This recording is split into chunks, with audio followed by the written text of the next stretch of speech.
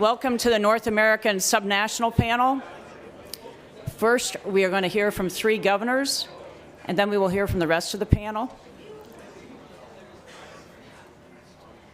I'm going to introduce the 2 Northwest governors, Governor Kate Brown of Oregon and Governor Jay Inslee of Washington. Do you have a preference? Okay. First will be Governor Kate Brown. She was elected in 2015. She's the former Secretary of State for Oregon. She's a leader in government transparency and accountability. Right before coming to the conference, she passed 2 executive orders helping to ensure that Oregon implements energy efficiency and carbon reductions, as well as progress on electric vehicles. So with that, I'm going to introduce Governor Kate Brown of Oregon.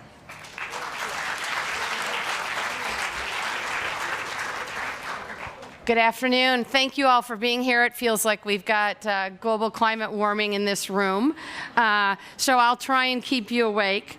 But I want to be very, very blunt. Climate change poses the greatest threat to Oregon's environment, economy, and certainly our way of life. And future generations will judge us not on the fact of global climate change, but what we've done to tackle it. The impacts of climate change are going to affect all of us, regardless of jurisdictional boundaries. More challenging still, the impacts of climate change will hit low-income families, communities of color, indigenous communities, and rural areas the hardest, amplifying existing disparities. In Oregon, our communities are already seeing the impacts of climate change. We've seen some of the hottest temperatures on record in the Pacific Northwest in recent years. And in many of our rural communities, hospitalizations increase during these heat waves. Drought and wildfires are threatening family incomes and our local economies. Our communities cannot thrive unless we work continuously to protect the natural environment upon which our way of life depends. We must be resilient and adapting to the impacts of climate change. Our population is growing steadily because our economy is growing steadily, and with it, demands for water, land, energy, and economic development. In my state, we have a very proud tradition of leading on environmental stewardship. That's because we know that meeting the challenge of climate change and growing our economy are not mutually exclusive goals. Rather, they are both moral imperatives. One of my better-known predecessors, Governor Tom McCall, understood the importance of balancing demands of a growing population with thoughtful urban planning to protect our valuable and limited natural resources. In 1973, he told the New York Times, "We are facing a shameless threat to the whole quality of our life. Subdividers are chopping and thrashing away, making hamburger out of the magnificent landscape of Oregon," he said. Since the 1970s, Oregon has been on the forefront as a national leader, but we certainly cannot rest on our laurels. Our state motto is, "She flies with her own wings." Under my leadership, we're going to continue to move forward. Since I became governor, I signed into law the nation's first coal to clean bill that gives Oregon a future free from coal-powered electricity while doubling the amount of clean, renewable energy to 50% by 2040. In addition, our clean fuels standard will reduce the carbon intensity of our fuels. And we're going to continue to invest in the decarbonization of our energy, pursue renewable energy, and chart a path toward achieving net zero energy-ready buildings statewide. This year, Oregon updated our residential energy buildings codes, and I'm proud to say this work is paying off. We've reduced energy use in residential buildings by 8% since 2015. That's in 2 years. And our industrial sector has cut energy use by another 8.5%. We're also we're working towards reducing energy consumption in our state-owned buildings. And just last week, I signed an executive order directing state government to chart a path towards net zero energy-ready buildings. State-owned and state-leased buildings will become carbon neutral. My energy efficiency executive order focuses on finding new innovations and retrofits of existing buildings through pilot projects. Additionally, it focuses on having the latest available innovations updated every 3 years in our statewide building codes. These steps are critically important so that our new construction is on the cutting edge of the clean energy future. I also signed, it was a busy week last week, I also signed an executive order that puts Oregon on an accelerated track to get 50,000 or more registered and operating electric vehicles in the state by 2020. Right now, just to give you a sense, we have 16,000 electric vehicles on the road in Oregon today, so we certainly have some work to do. But my executive order also makes electric vehicles more affordable and accessible to all Oregonians.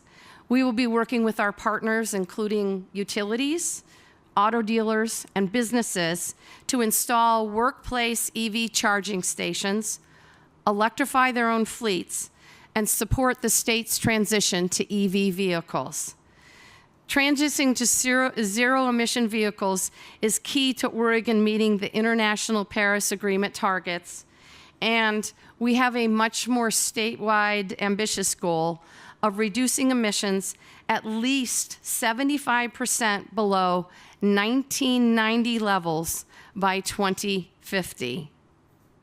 But there's a lot more work to be done, work we of course must do together. As members of the Pacific Coast Collaborative, the West Coast, I like to say it's the best coast, continues to make significant strides toward a cleaner and greener energy future, a reflection of the renewed sense of political urgency and a credit to effective and expanding collaborations with a diverse set of partners. By aligning our shared vision of a vibrant, low-carbon economy, we can leverage the impact of our individual efforts to reduce greenhouse gas emissions and create a cleaner and greener energy mix of the future. Thanks so much. Have a great summit.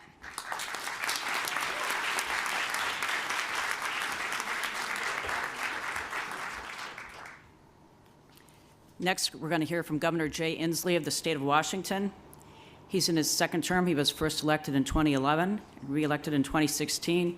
He's a former state legislator, was a congressman, elected 6 times, played a big role halting the president's travel restriction, executive order, and we'll talk about what he's doing in the state of Washington to promote clean energy, renewables, and carbon reduction. Thank you. Thanks very much. Thank you. I love hearing about the executive orders from Governor Brown of Oregon. I love hearing about the executive orders of Governor Brown of California. But I issued an executive order last week that I want to tell you about.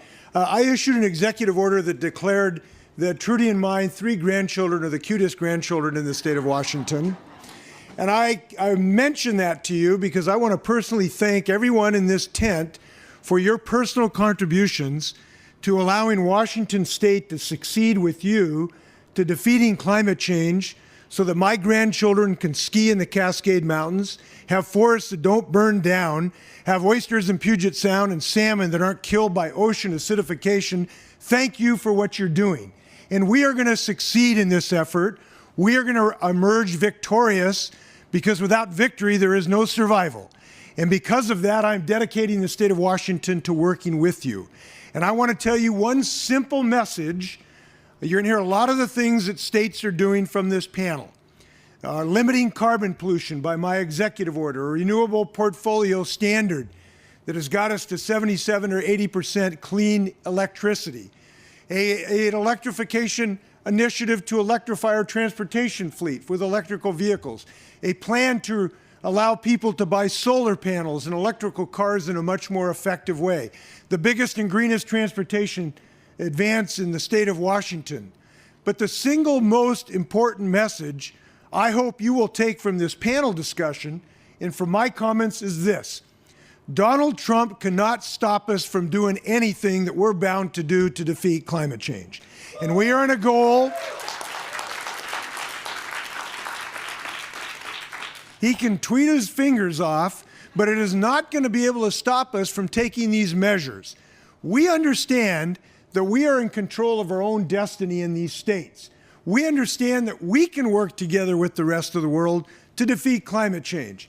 And I was glad an hour ago to sign a statement of agreement with the federal governments of Mexico and Canada, with 15 state governments in the United States.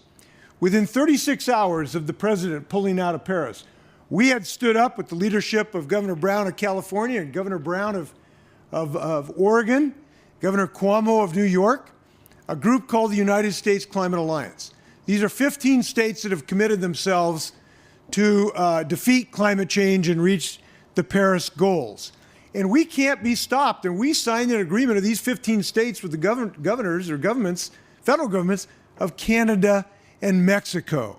This is a sign of optimism. We are the can-do states, and we are the can-do nations. And we ought to emerge from this agreement in Bonn with a can-do attitude of confidence and optimism.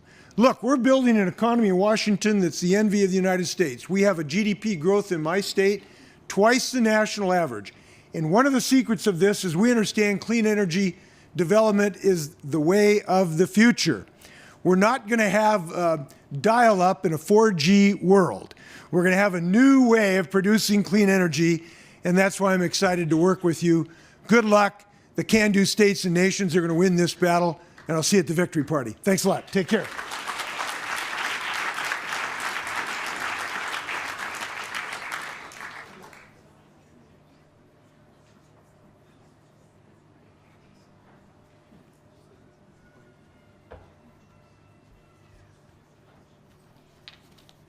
And now for our panel.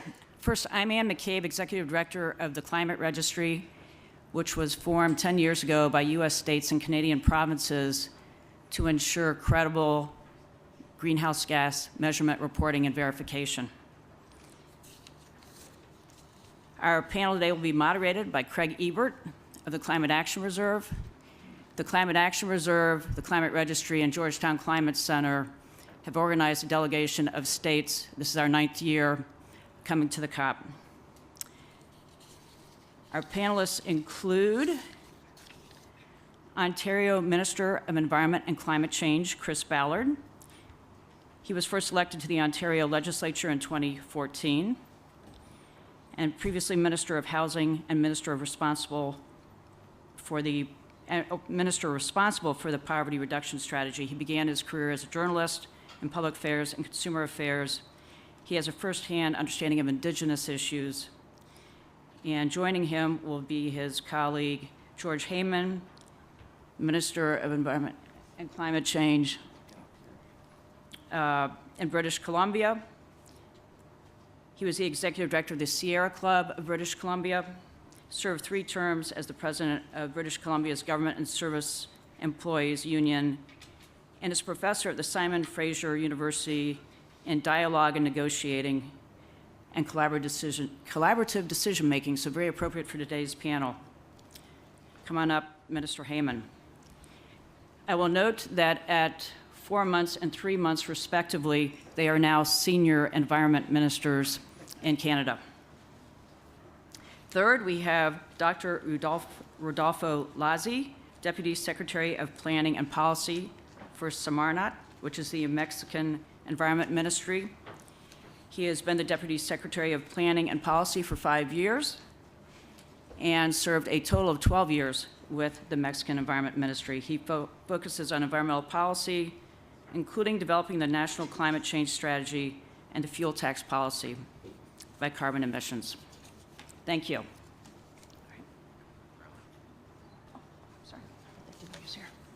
Before we start our panel, we're going to hear from Governor Jerry Brown of California.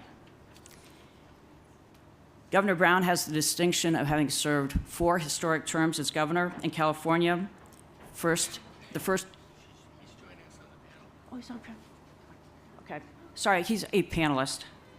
We had a few modifications along the way with this afternoon panel. Governor Brown was elected twice in the 70s, and more recently in 2014. I'd be glad to talk too. Yes. And, okay. I'm very versatile. Yes. I panel and I pontificate. Yes. And he's probably no stranger to most of you in the room, given his leadership on climate issues for the state of California, and I believe he's been scheduled almost nonstop since he's been here. So thank you.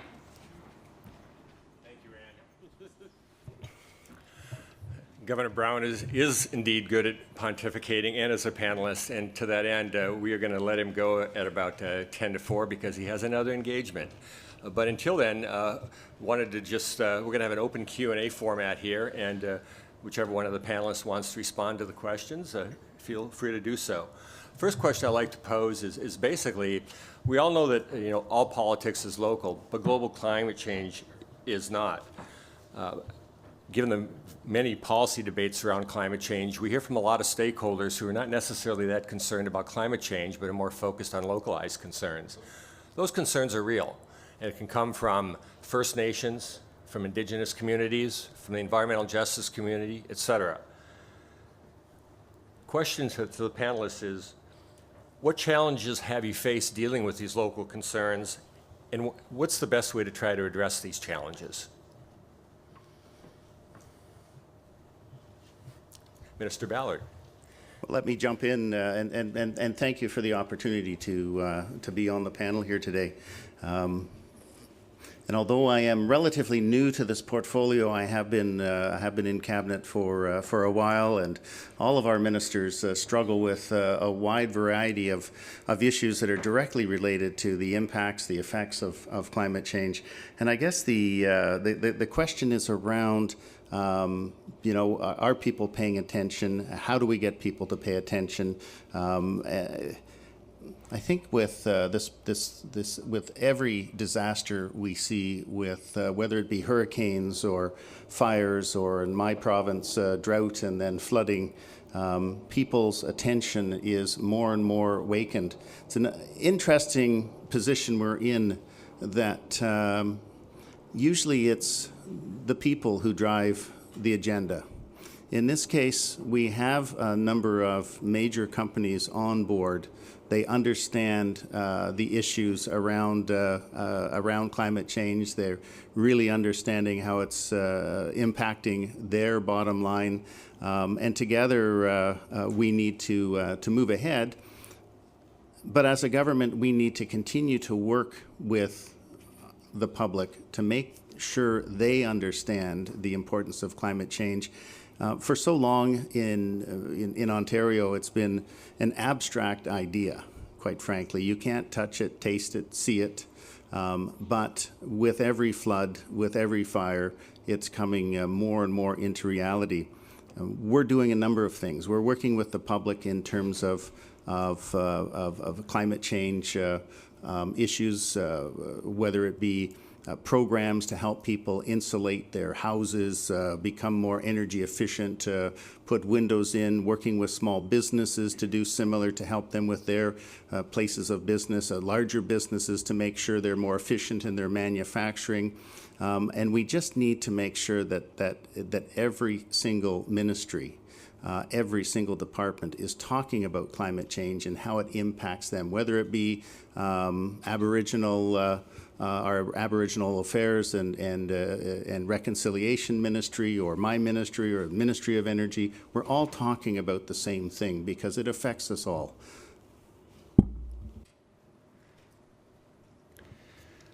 Let me just start by saying that in my experience, certainly in politics, but also in every other endeavor of activism I've been engaged in, I think the first concern for every family has always been economic stability, putting food on the table, and if you'll pardon the expression, that generally trumps everything. So if I am talking about climate change, when I am talking about climate change, when I'm talking about actions, whether it's a carbon tax or setting zero-emission vehicle standards, I try to always talk about the economic opportunity, the jobs opportunity, how it's not a choice between climate change action, the environment, and the economy. It's a matter of the two being intimately linked. And if we take action, we have a chance to show real leadership and create viable technological industries as well as more efficient resource and manufacturing industries in my province. So along with that, we talk about when we institute a carbon tax, we want to have a rebate that supports 80% of British Columbia families rather than punishing them, so they can actually afford the actions that will reduce their emissions. When we talk to industry about carbon pricing, we acknowledge the challenge that emissions-intensive industries face and talk to them about working with them that if they reduce their emissions, we can support them in that so that they can remain viable and provide jobs. Well, third in the road. Well, I have to say that 7 years ago, the parties didn't allow subnational authorities to be here. No? We opened the door in the COP16 in Cancun because local authorities were knocking the door many times, and they were trying to bring these kind of actions to the table instead of talking about general agreements or legal conflicts between the national authorities. Now we are seeing that the only way to implement the Paris Agreement is through the local authorities, with the participation of the private sector, with the social community. I mean, we have to gather all sectors in order to really take action on climate. I want to say that, yes, 1 hour ago, with Governor Brown, Governor Inslee, and Catherine McKenna, we signed the first document between parties and non-parties of subnational authorities. No?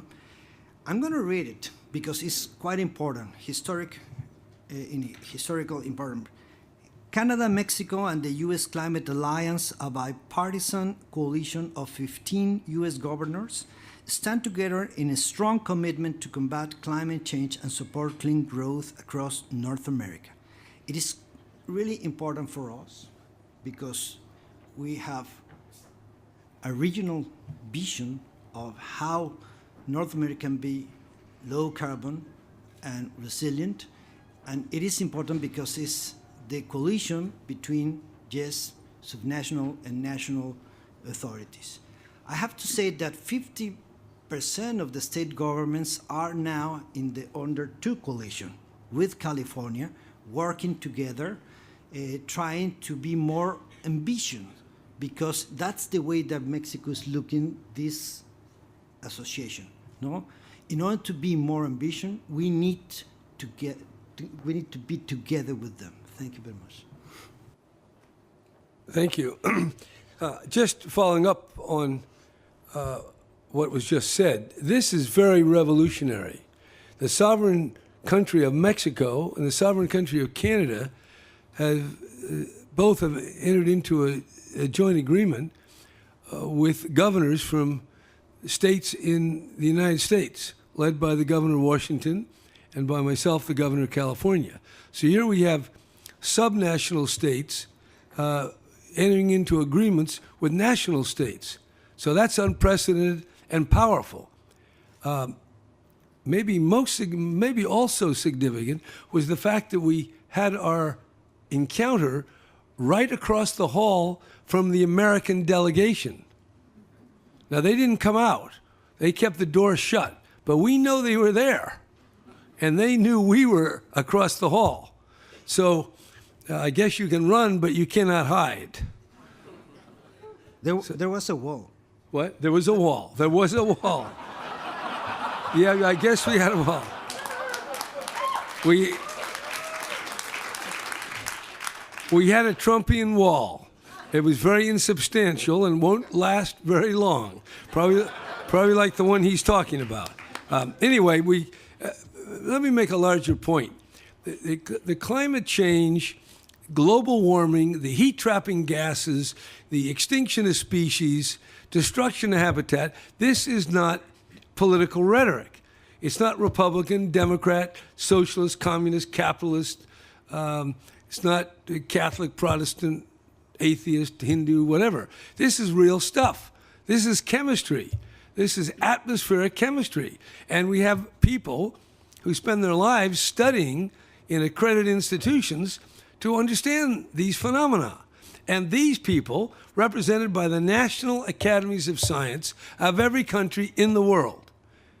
I had an opportunity to meet with several of them in Oslo just 2 days ago. The National Academy of China, Norway, Denmark, Sweden, Germany, Canada, the United States. And by the way, the other national academies, Russia, Italy, France, they're all agreed on the science of climate change and the phenomenon of what's occurring. And what's occurring is that heat-trapping gases are building up in the atmosphere, and that some of these heat-trapping gases, like CO2, will be there for hundreds of years. The shorter-lived climate pollutants, which are far worse than CO2, but last a much shorter period, that's all happening. This is not political debate. It's not about Trump or Hillary Clinton or some other person. This is the world. We used to have a detective show, Dragnet. Remember Dragnet? Just the facts, ma'am. Just the facts. Okay, these are the facts. Now, because it's the facts, politicians can squirm, but they can't squeeze out from under the truth of the case. And the truth of the case is the climate is warming and there are consequences. Lots of unknowns. And if you talk to scientists, they'll tell you lots of unknowns. But they do know that the climate is warming. They can compare it to past warming climates with the amount of CO2 or greenhouse gases in the environment. They can get it through ice bores into the ground, through tree rings. They can find out a lot of stuff. We're looking at the rocks, the geologists, so they know. Now, some of the politicians like to pretend. Politics is a great deal of rhetoric and hustle. But you can only take rhetoric and hustle so far. And then you run into a wall, not Trump's wall, but the wall of reality, the wall of facts. And it pushes you back, and you bounce. You run into the wall of reality, and then you bounce off. That's what's happening. So the American delegation was behind the wall. We were on the other side. We're meeting. We're taking care of business. That's what's happening at this COP. And there'll be another COP, and there'll be a summit in San Francisco in 2018 in September. It will take more steps. And before that, there'll be a meeting in Paris next month. So the world is moving too slowly, not enough, but the ship has turned. We're moving in the right direction. We're just moving too slowly. But there we are. So it's very significant. This is very exciting. I listened to all these speeches, and quite frankly, I'm getting tired of hearing all this talk. But how else? How else? I was over in the EU, and you've probably read about the bureaucracy of the European Union machinery. It's the most complicated government in the world. They got a parliament, they got a commission, they got councils, they got all sorts of stuff. And I thought, isn't this creaky and cumbersome? But, it's a lot better than having wars in Europe. It's better than the alternative.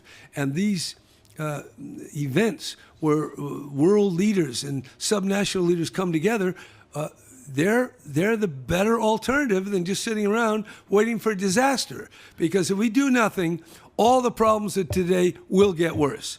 The people in Somalia will suffer more.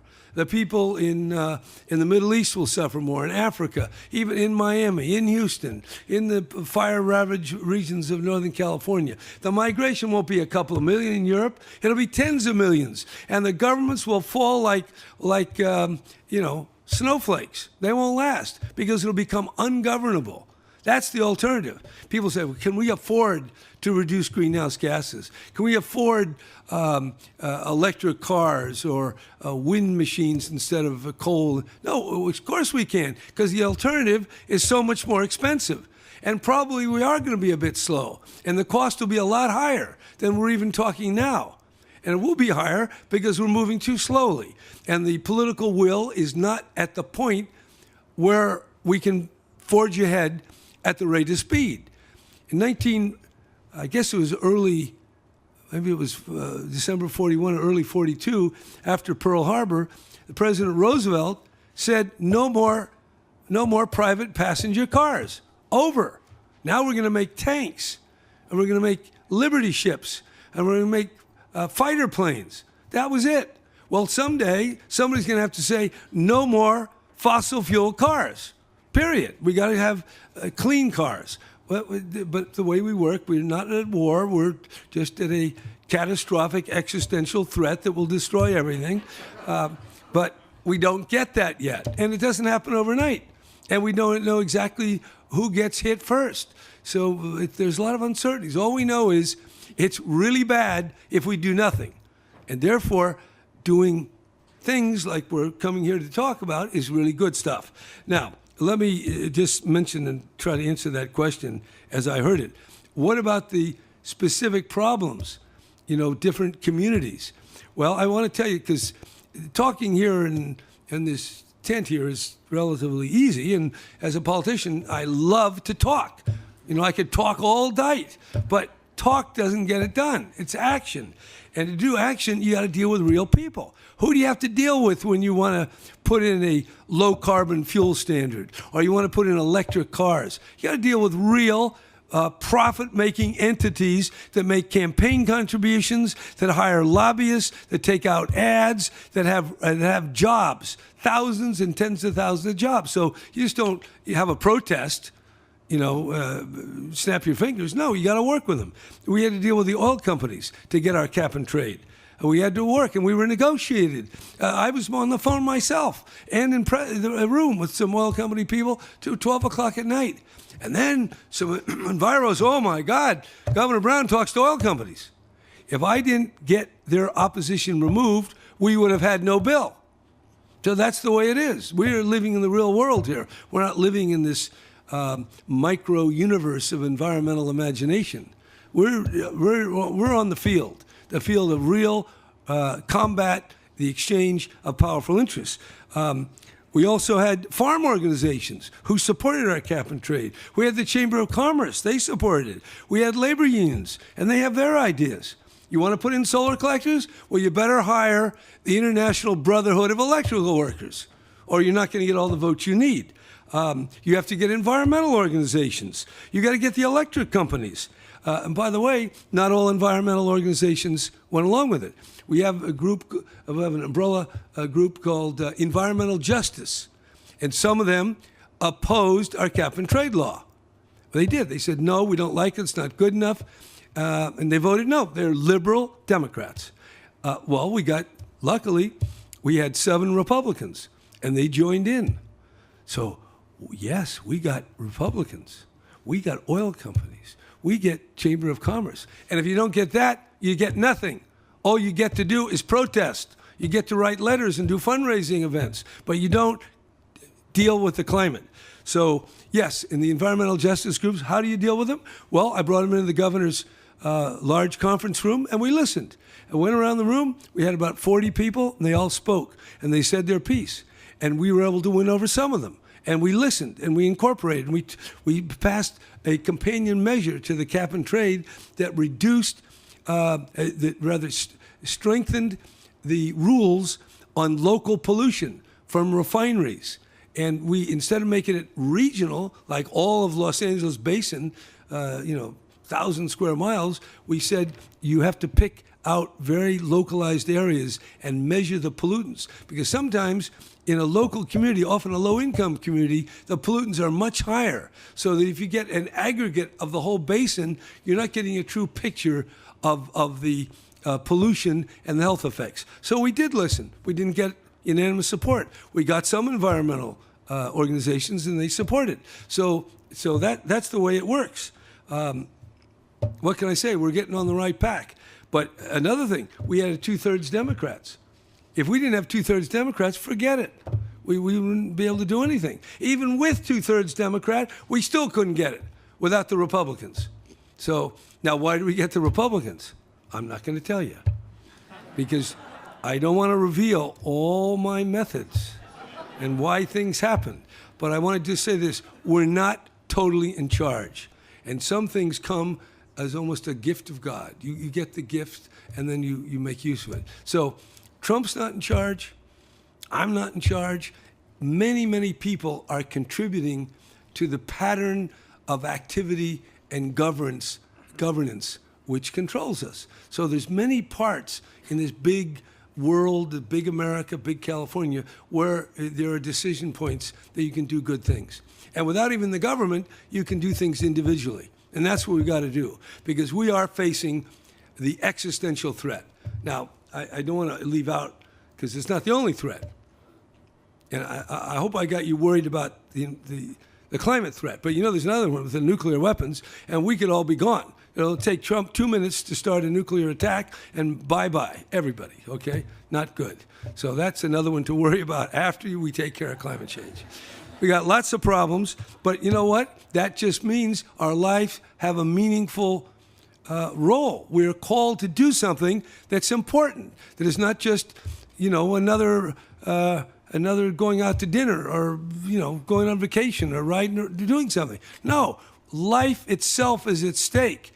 And the people here gathered are doing something positive to avert the worst of the catastrophe. Have we averted it yet? No. But we're moving in the right direction. And we're doing it despite the most powerful president with his finger on the nuclear button saying no. Even he can't stop us, because we're based in truth, and we are committed to doing the right thing based on a real threat. So that's what's so exciting. And great, we're making progress. But I'm not telling you how I got those Republican votes.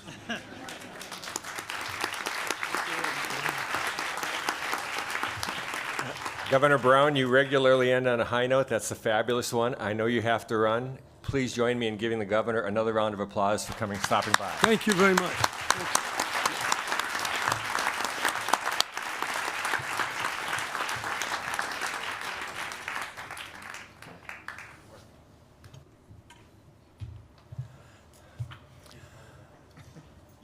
Well, that's question number one. I'm glad I have 2 pages worth.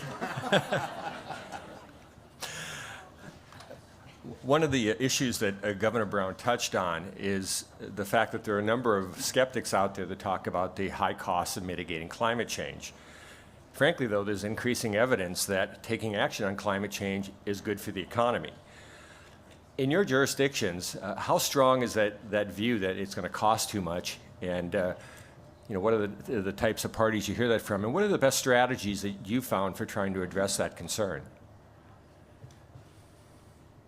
Well, I'll start. First of all, I think Governor Brown, despite the fact that the economy of California is larger than the economy of many nations, probably including mine, I think demonstrated that when you have a national government that doesn't recognize the problem or won't take action, and we had one of those in Canada some time ago, that subnational governments can make a difference, and they keep the momentum going, and they can take any number of measures that both incent change and also show leadership and show that something is possible. So in British Columbia in 2008, despite the fact that the premier of the province at the time was someone with whom I had many political differences, chose to take real leadership on the issue of climate change by bringing in a carbon tax. And he did that. It raised to $30 a ton by 2012.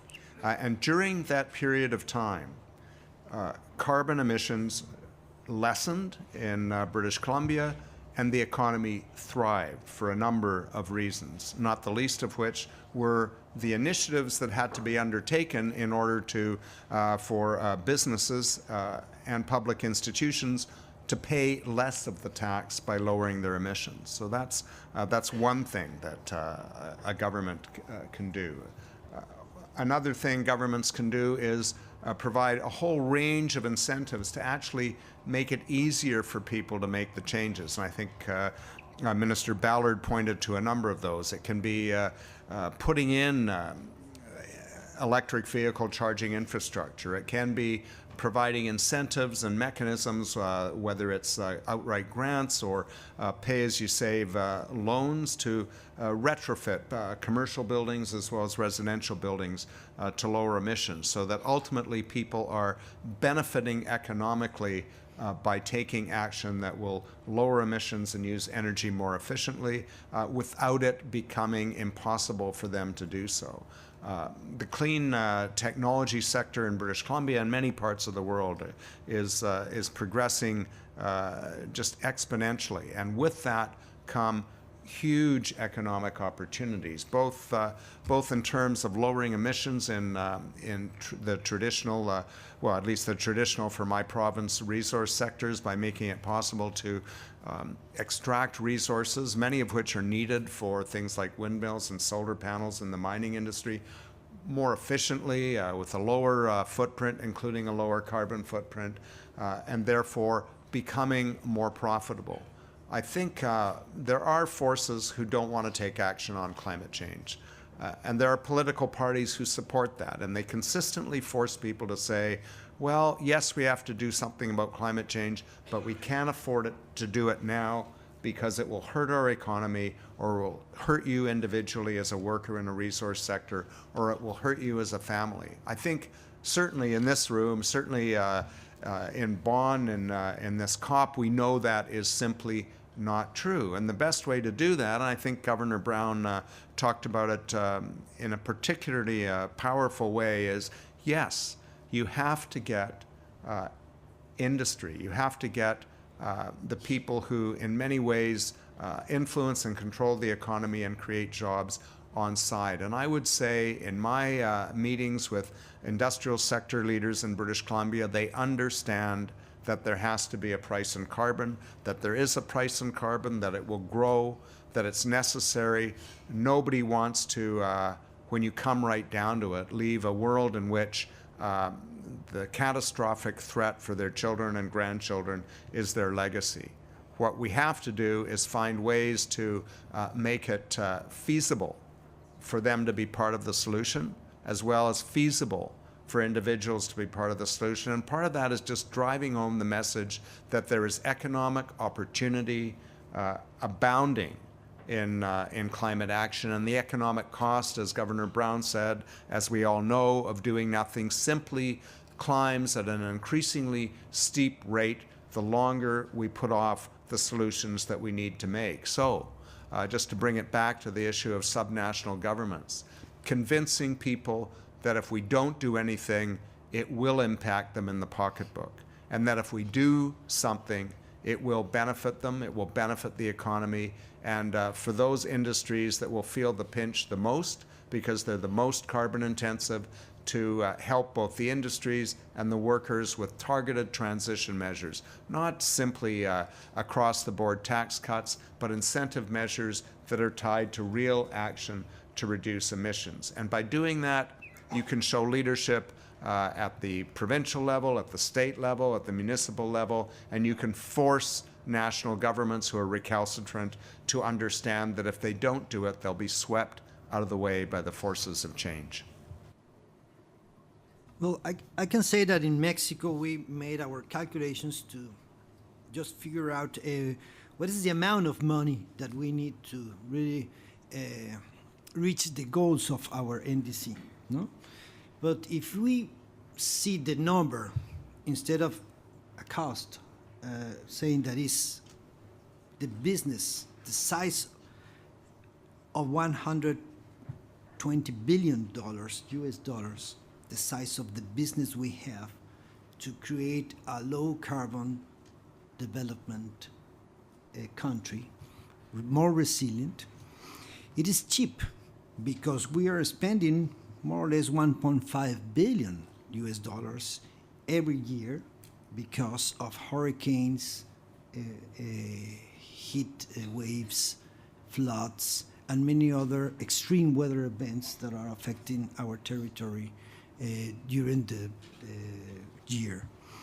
So we are thinking in a different way, and we are presenting our numbers trying to convince the private sector to invest in new technologies. Of course, we have very conservative industry people that is trying to keep the monopolies that they used to run in Mexico, but they are now investing in renewables. They are investing in new ways of business that perhaps in the near future will be more trendy than oil and gas or cement or many other factories that are emitting a lot of greenhouse gases.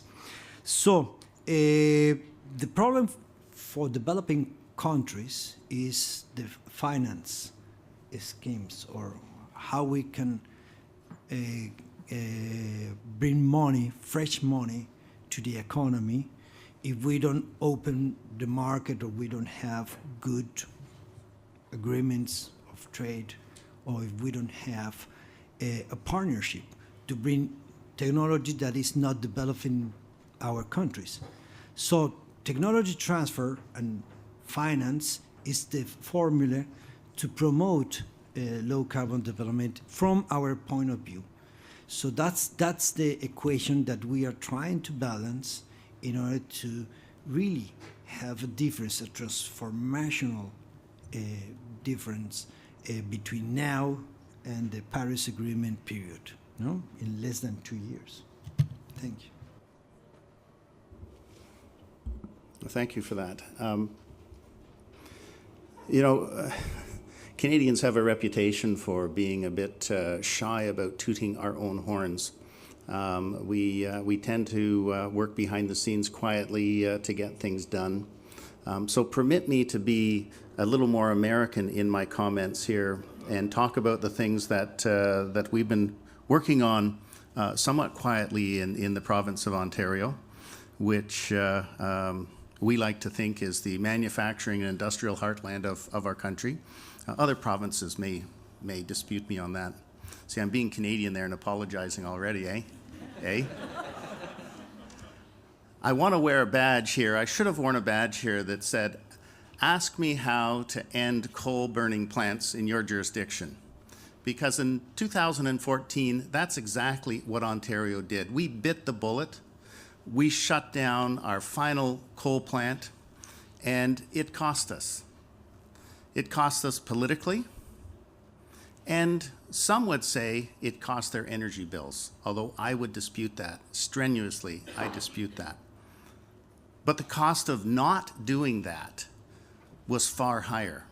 Right now in Ontario, we save $4.4 billion each and every year on healthcare. The majority of that is on healthcare, on social services, on environmental impacts. $4.4 billion a year we save because we've shut down all of our coal plants in Ontario. But I like to get a little more personal when I talk about this, and some of you might have been in a session I did yesterday. As I travel our fantastic province, which, in case you don't know anything about Ontario, it's about 3 times the size of Germany by geographic area, and about 13.5 million people. As I travel the province and I talk to people, I look for elementary school teachers, and I zero in on, don't ask me why, I'm doing my research, I zero in on teachers who teach grade 5. For some reason, grade 5 seems to resonate. And I ask them 2 questions. 10 years ago, how many of your students were using inhalers?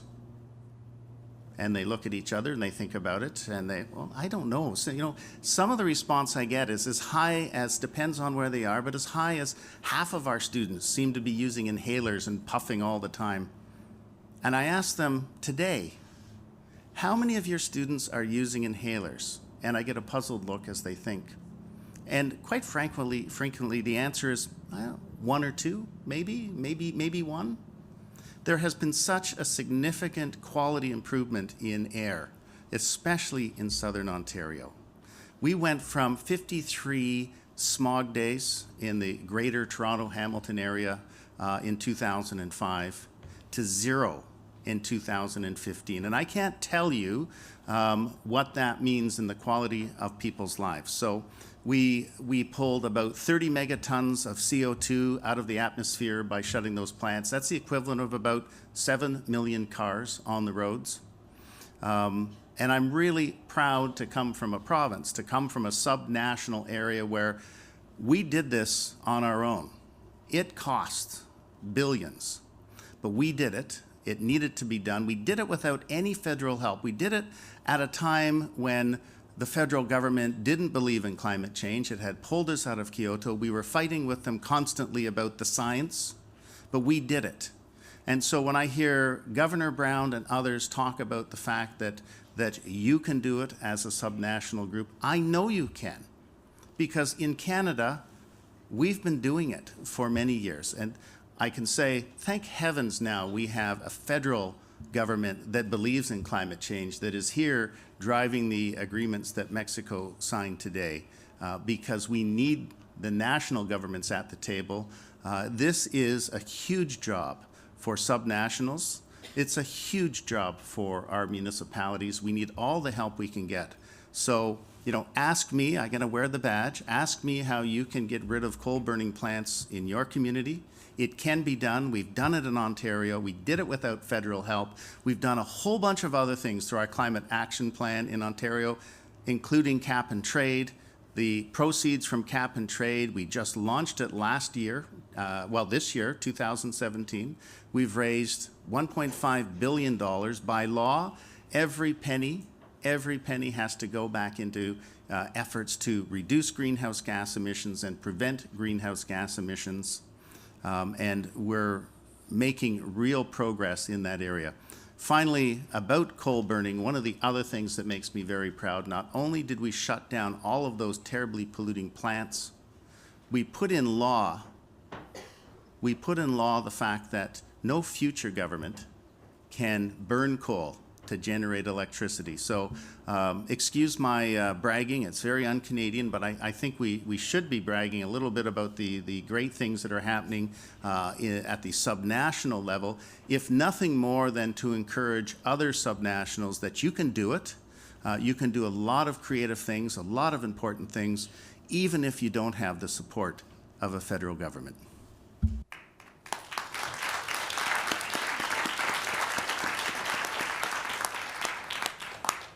Wanted to follow up on a couple of comments here. Dr. Lassie was mentioning the financial need to be able to fund the transition to a low-carbon, no-carbon economy, and we were hearing some examples, including the phase-out of coal plants that are well underway and helping what the rest of the world would argue is some of the richer parts of the world to achieve a low-carbon, no-carbon glide path.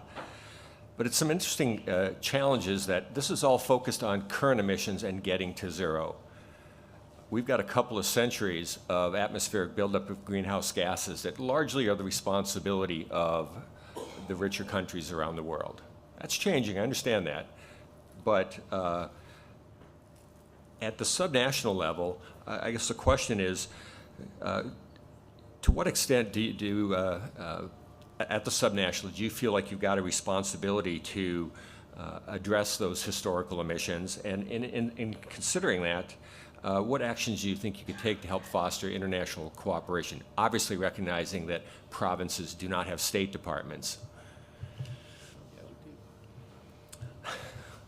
Let me jump in first.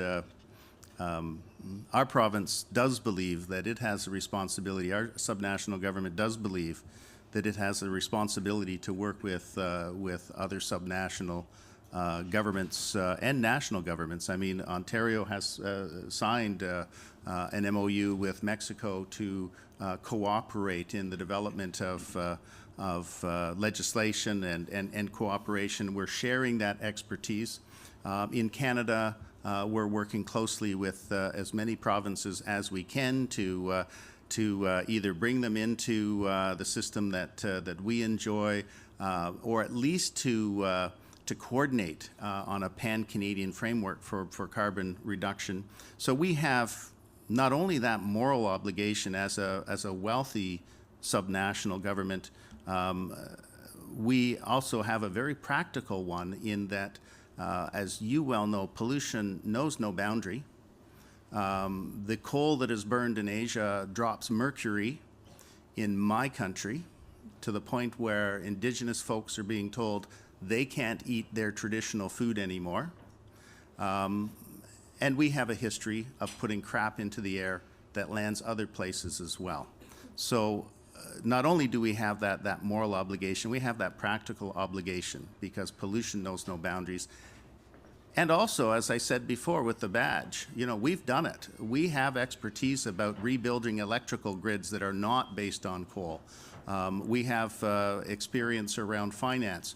We want to share that with not only the provinces in Canada, the states within the United States, but Mexico and beyond. And we really enjoy being able to share information with other countries, both at the federal and the subnational level.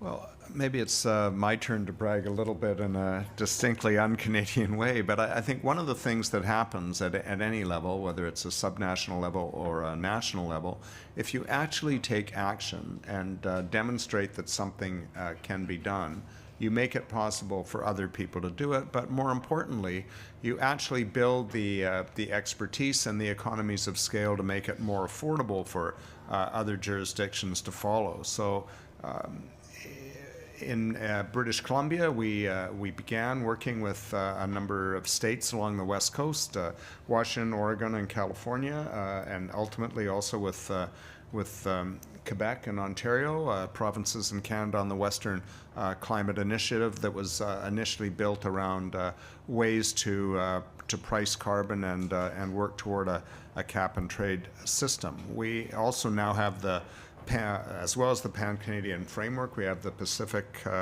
Collaborative Initiative where we're trying to line up zero-emission vehicle standards, charging networks, building energy efficiency models, as well as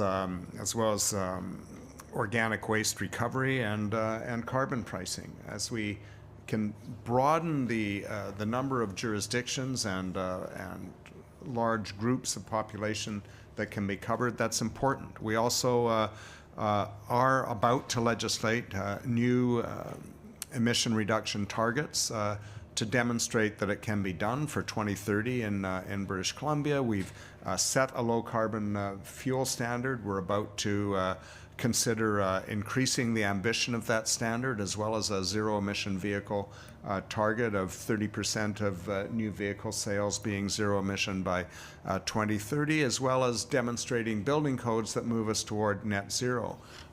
The result of actions like this build the scale that makes the adoption of both technologies, standards, and targets more possible for other jurisdictions. But I also think it's important to recognize that we need to make technologies available to developing countries and countries without the resources that are now being asked to pay the price for the development activity and the wealth of northern nations, both technology available and financial assistance. And if we don't do that, we should do it because it is the right thing to do. We have largely created a problem, and it's not good enough to simply say, well, we all have to take action whether we can afford it or not, when there are many nations that don't have the level of economic well-being for their citizens or nationally that countries that have created the problem have left behind. So part of it is developing technologies that can work. We have in British Columbia companies that we're working on taking carbon out of the atmosphere and converting it into renewable fuel. They've proven it on a pilot phase. It's yet to be proven commercially, but if it can be and it can be made available, it helps everyone. We need to share technologies in other ways, and we need, most importantly, to understand that we have a responsibility, those of us who have created the problem, to take very aggressive action, as well as to provide the kinds of financial assistance that will help other nations take the measures that they need to make to grow a viable economy and a decent standard of living for people without going through some of the more polluting aspects of that we've been through. Well, I can say that part of the game is to set the law, a new climate change law framework. We have a very strong federal law, no? We have a difference with the United States and Canada because we have a very strong local or subnational legislation. And the local legislation in Mexico is very weak. So we are promoting more stringent local or state climate change laws because in our federal climate change law, we have specific measures for local authorities. For example, let me give you just one of the goals that we can read in the Mexican climate change law, that all cities with more than 50,000 inhabitants have to have landfills with methane recovery systems, no? In order to avoid the emissions of greenhouse gases. So that's mandatory for them, but of course they cannot implement that specific action because they don't have their own laws or their own regulations in order to enforce that part of the legislation. So we are promoting a new climate change regulation in the subnational authorities, but also we are trying to develop, because it is mandatory for them to have a climate change state program.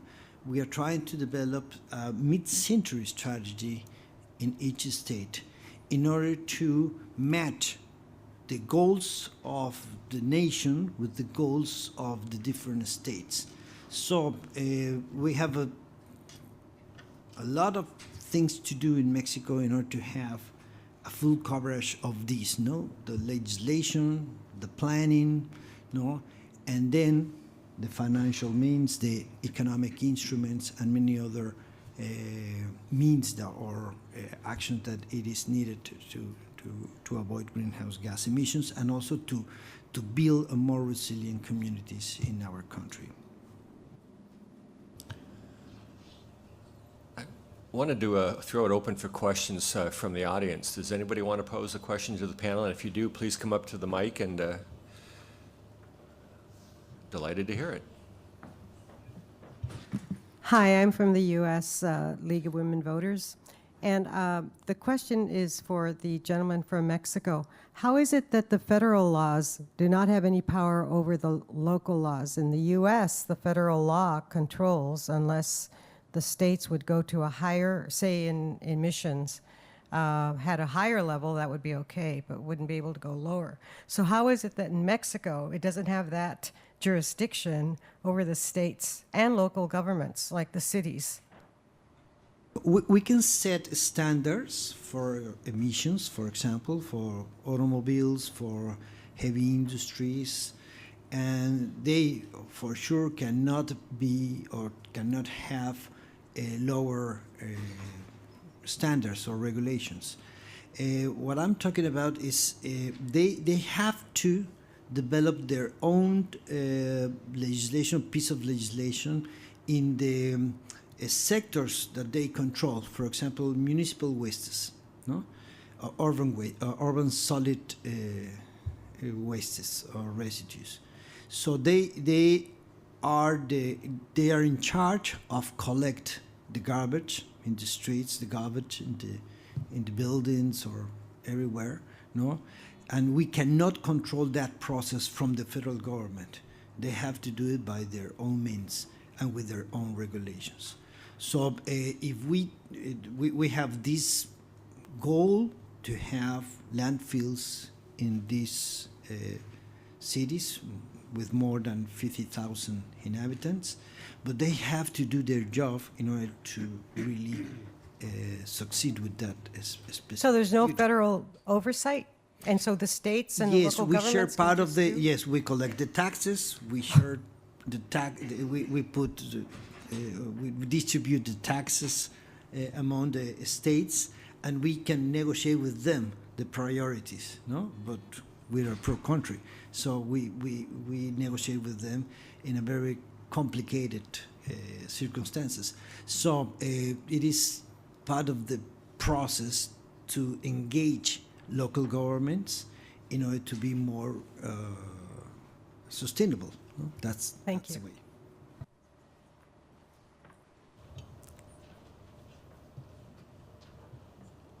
Hi, thank you, everybody. My name is Emily Perry. I'm at the University of Oxford Center for Environment, and I work with non-state actors, mainly in Asia and Africa, who have collaborated through networks to leverage capacity, to exchange, to find ways to build upon existing knowledge and experience. I wonder if, as you are stepping up your commitments as subnational entities, if there has been an exploration of forms of solidarity and networking that could be feasible with countries that have been experiencing more of the impacts earlier of climate change, and to recognize a mutuality of resource, knowledge, and experience that could build your capacity and theirs. Secondly, I just, on behalf of Oxford Climate Policy, I want to ask if there would be potential for fiscally contributing in solidarity, perhaps to the UN Adaptation Fund or LDCF. Thank you.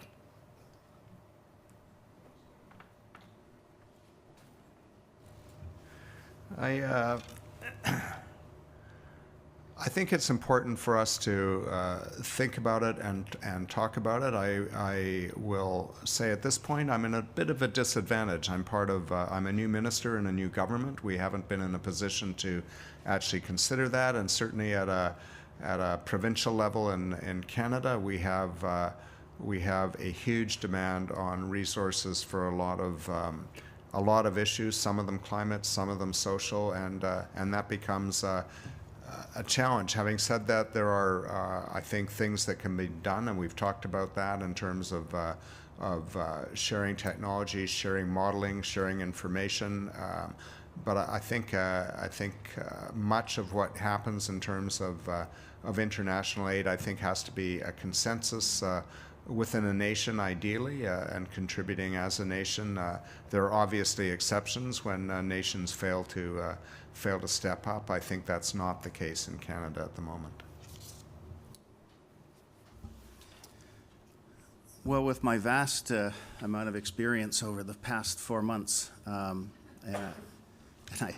I say that reality that we are working with, and I can't name names off the top of my head, but Ontario is working to provide aid that assists developing nations through our Futures Fund.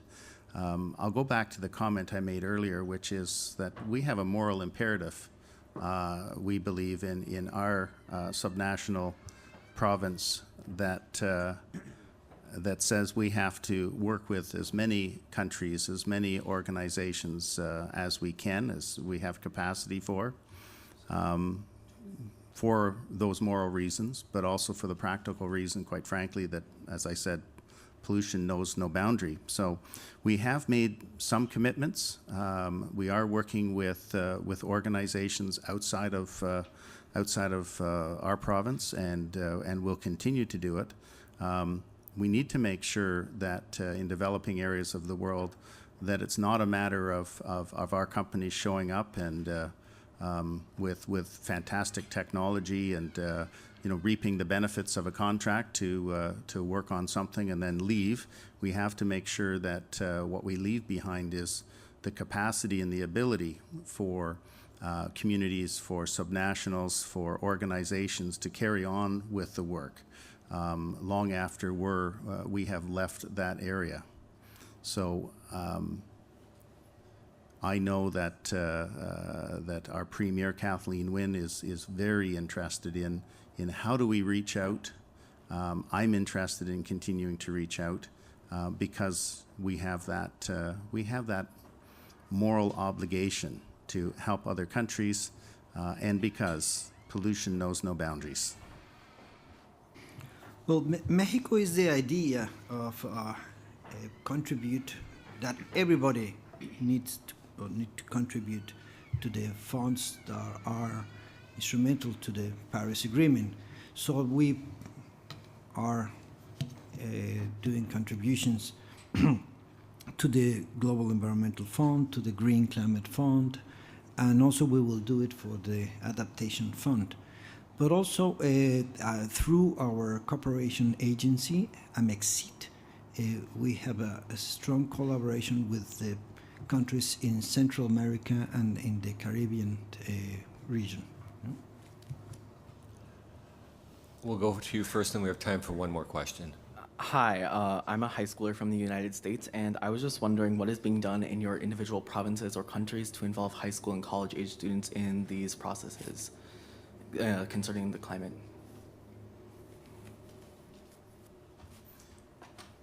Great question, and great to see young people involved here. I often say that I'm becoming increasingly impatient and frustrated, primarily because there's less runway ahead of me than behind. And as your hair grays, another thing happens to you, you tend to become tired. And we're looking to pass the torch to someone, a non-carbon torch, I might add. We need to pass the torch to future generations. I can talk about, just very quickly, a couple of things that I've been excited to learn about as I've come into the ministry.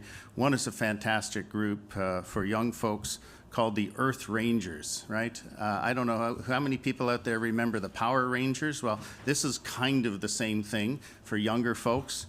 First time I met them, I had, now they weren't high schoolers, but they were young kids. They spent time telling me about what I needed to do to fix my old house.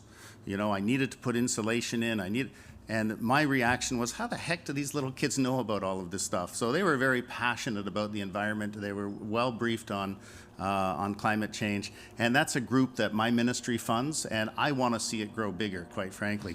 The other thing that I'm excited to learn about is in a number of our Indigenous communities, particularly in Northern Ontario, we have young adults, youth and young adults who have been trained on how to make meteorological observations, how to measure the snow, the temperature, the water, the ice in very precise and scientific ways that are fed in. And what I've been talking to a number of Indigenous leaders across Ontario about is how do we bring their passion, their knowledge for a whole earth approach to the environment? How do we bring that knowledge inside government? How do we bring it to their counterparts in the southern part of the province so that we can help spark some discussion and build some wonderful bridges? Because, as I said, there's less runway ahead of me than behind me, and I need the young folk. We need young folks to be involved right now, and it's so great to see you here. Thank you. The question was specifically around high school and college, but I'm going to expand it out a bit. I think in the introduction it was noted that I spent a number of years in the labor movement, heading a large labor organization and negotiating. And one of the things that we tried to do when I was there, and not just in my own union, but in others, is find ways to involve young members of the union, young workers in decision-making and influencing the direction. And we did that in a number of ways by providing space for them to self-organize and put their views forward, by ensuring that they attended conventions and also ensuring that they were members of policy committees. Subsequently, when I left the labor movement and went to head Sierra Club BC, first of all, the average age of the people I was working with dropped by about 20 years. But we also had a very robust education program there that went into the schools, primarily elementary schools, to talk about and work with teachers to talk about environmental issues, whether it was climate, whether it was forest conservation, whether it was species conservation. So moving into government, I think in many parts of the world, certainly throughout North America, there's an emphasis, and in British Columbia, on young legislatures, on youth parliaments, and more political parties are trying to reach out to young people to engage them in the political process in a positive way. In the Climate Solutions and Clean Growth Advisory Council that was established by my ministry about 4 weeks ago to help implement the various elements of our climate action program and a number of recommendations that had kind of sat idle for a couple of years prior to our government indicating we wanted to implement them. I made a point of looking for a couple of active young people from university and the labor movement to be part of the council so that their views would be heard. And I won't say I was as successful in finding a large a number as I would have liked, but about 10% would, I think, of the council would fit the definition of quite young, and a number of other, a couple of other members also are youngish. We also, I think, see in British Columbia and across Canada, actually, in First Nations and among Indigenous people, a desire and a demand to be more engaged in conservation work, environmental monitoring work, and climate work generally. In a number of nations, they've established what they call guardian programs, where young members of the nations receive some training and go out on the coast on boats, elsewhere on land, to actually take stock of what's happening in the environment. And as part of, I think, the initiatives my government will take going forward, it will be to provide more support for those activities, to, in particular, provide the training and skills and education for Indigenous youth to play a much stronger role in monitoring and engaging in maintaining the biodiversity and the environmental integrity as well as the climate integrity of their traditional territories. Well, finally, I would like to say that 10 years ago, we didn't have environment or climate books in the high schools or in college. Now it's part of it's a mainstream topic in all the education system in Mexico. The Minister of Education told me 5 years ago, do you really want to make a change in the curricula of all the schools? Yes. Well, we will do it, not you, because I propose to prepare all the documents for the schools, for the elementary schools, for the kindergarten, for the high schools. And they say, no, don't do that. If you do it, we will not be engaged in the topic. So I will put my teachers, all the experts on educations from the ministry working on that, and they did it. Now we have climate change and the environment topics as mainstream, as part of the mainstream of education. Before we get to the final question, I'd just like to call on Ben Grumbles, the Secretary of the Environment for the State of Maryland. Ben? I would like to note that one question from one high school student has totally and beautifully diverted the attention to one of the most important topics, and that is environmental education for our high school students. And I just want to say, in the state of Maryland, a truly unique provision of law, I don't know of other states that have done this, but it's specifically a requirement in the state of Maryland for all high school students to take an environmental class before they get their high school diploma. But that is complemented by an executive order that Governor Hogan issued on green classrooms for voluntary collaborative efforts, creating forums which is also complemented by our State Climate Change Commission education and outreach effort, really trying to get out into communities, and that includes high schools, to provide information, facts, and help empower the future leaders. Thanks very much.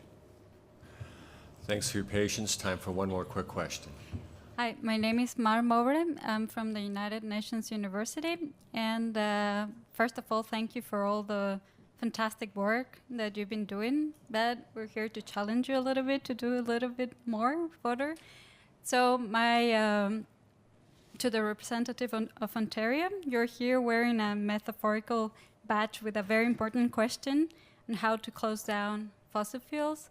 But my question is, where do these companies go when you close them down? The same as pollution has no borders, companies, corporations have no borders, and in Latin America and also in Mexico, where I come from, there are many cases of extractivist industries from Canada that they're operating against human rights and in very polemic cases.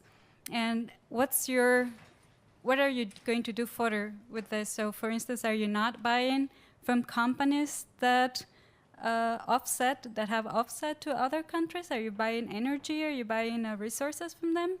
And not all of the countries have so good carbon laws. So can you also share these capacities with them? Thank you. Well, a whole bunch of really good questions there. I think one of the things that we enjoyed in Ontario was that that the government owns generation. So it wasn't as if we were putting a company out of business by saying you can't burn coal anymore. It was a transformative process for us to move away. It actually created opportunity because at the same time as we were shutting coal down, we recognized that our entire electrical grid needed to be rebuilt. So we've invested billions in doing that and putting in about 10,000 kilometers of new distribution and new lines. At the same time as we were passing that legislation that I mentioned earlier about not allowing coal to be used to create electricity in Ontario, we also made sure that our carbon pricing was attached to electricity so that we can't buy, if we have to import coal or energy at any time into Ontario, which we do some during the day, during peaks, whatever, that it has to be clean energy. It can't be electricity generated by a coal plant in another jurisdiction, for example. We're fortunate in Ontario in that we have provinces on both sides of us who have great hydroelectric capacity, and so we're able to draw on their power. And then there are times of the day where they need some, so we sell it back to them. But I think we have to make sure that that as we decarbonize our economy, that companies simply don't shift to other jurisdictions in the world, in North America, South America, where that sort of legislation, that sort of enforcement doesn't exist. So there are trade-offs that we have to make, and we do it on purpose so that there isn't that carbon leakage outside of our province. For a number of reasons. One, of course, is that we don't want to lose a business and the employment and the taxes that come with it. The other, of course, because as I've said many times, pollution knows no boundaries. I don't care where it's created. It will end up in my backyard, our backyard at some point. So we have to make sure that we don't send our companies somewhere else where they create a toxic environment. And we have to share our knowledge and our abilities with other nations. I want to thank all of you for your passion and commitment to fighting climate change. We got a lot of work left to do, but in the meantime, could you join me in a round of applause for thanking the participants of this panel?